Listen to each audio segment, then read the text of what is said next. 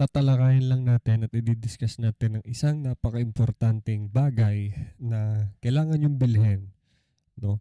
Or kung meron na kayo nito, siguro upgrade, no?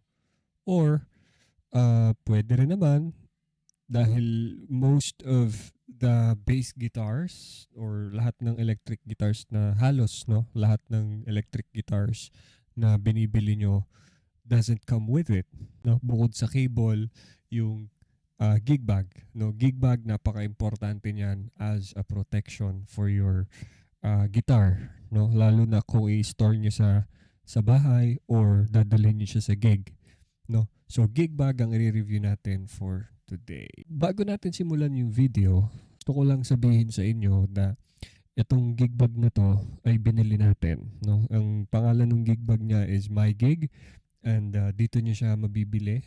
Yan, somewhere around there.